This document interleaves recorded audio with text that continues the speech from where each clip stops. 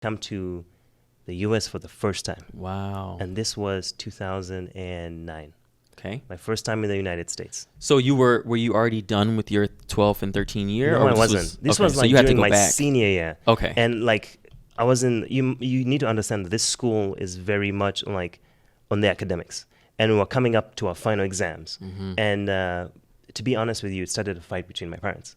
Because they wanted you to stay and finish. Because my those dad grades. was like, yeah, you've been doing well, your future is important. You can't just be leaving the country at a time like this. Because also to do this project, I had to take a laptop to school. And in the culture in my home country, that is unheard of. Mm-hmm. You can't have computers in your school at the time. Yeah. Right now, it's probably different. Because everybody won't have one, right? It's yeah. like, But at that time, it's like, no, they wanted to protect kids from the bad side of the internet. You know what I mean? They didn't want to mislead you. It was just a very protective thing.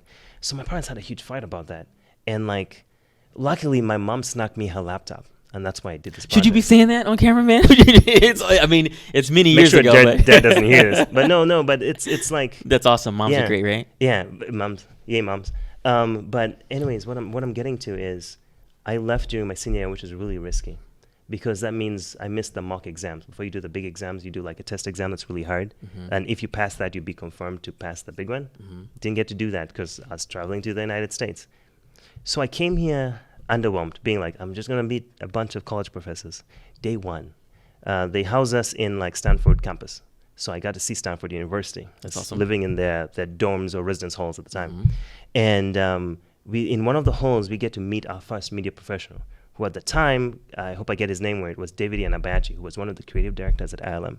Okay, nice. This dude walks up and shows like Iron Man behind the scenes footage. Now everybody's jaw dropped up. Everybody was just like, yeah, dude, what? At this point in my life, I'm like, Iron Man was one of the reasons I wanted to be an animator, but I wanted to be an animator for all the wrong reasons. Okay. I just liked the foolery of it. I just thought it was so cool to make something that was not real and people didn't realize. And I was like, I want to do that. I want to make something so real and be like, ha, fooled you. And he talks a lot about how he got there and what the process, what their day-to-day is like and what it's like being in the industry. And as a kid, I knew his name because I'd seen it on credits. And you know how he always had those dreams of like, I wish I had the chance to meet this guy and ask him these questions. Mm-hmm. I got to sit with him till 4 a.m. Oh, wow, talking. By yourself, or was it with you with the other group of people? Well, there were other people, but no one was interested in asking him the questions. They probably didn't realize you know who what was I mean? sitting in front of them. So for me, it was like, dude, it was so real that like one of these guys I always wanted to meet was right next to me and he was chatting with me till 4 a.m. Mm-hmm. And guess what? I told him like, hey, I'm applying to MIT. I've been working really hard. I want to be an animator. And he's like, MIT? No offense to MIT. But he's like, you need to go to art school. I'm like, I've never heard of art school. I'm like, what's that? He's like, he went to the Academy of Art University. Mm-hmm. So I picked the Academy of Art University. Based on that? Just because he said so. Oh, wow. And that's crazy, man. That's awesome. Yeah, so like... Huge motivators it sounds like you've had. And we got to meet the Black Eyed Peas. We got to meet so many cool artists. And then we had like little projects where like we had week-long challenges. Like, hey, you got to make a video using these tools. And so they'd give us basic tutorials on Photoshop and After Effects. And it's funny because that stuff kicked off my desire to animate and stuff. So they gave us this basic stuff, and in the week we left with a lot of basic skills. Yeah. But the kind of skills that you can now go be creative with.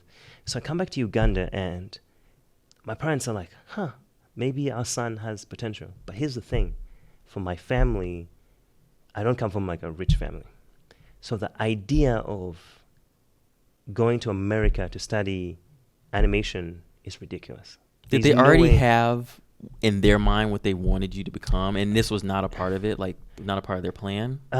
Yeah. So my parents, of course, the culture there is very protective, but I have 3 siblings before me. I'm the youngest. So luckily for me as a child, my siblings always wanted to do specific things, but my parents were kind of a little bit more strict, so they never got to. So at a young age, I decided I was going to work really hard and get good grades, so that at the time where I had to make a decision, I got to make my decision, because I would have proven to them that they'd have no argument against me. And luckily for me, life kind of worked out that way, where at this point in time, but there was a big problem, money. How were my parents going to afford to get me to live in the United States? Anyways, I took the final exams. I did well. Good. I got a scholarship to study computer science, and then we had this animation thing. So of course, it's like, hey, you could study computer science for free.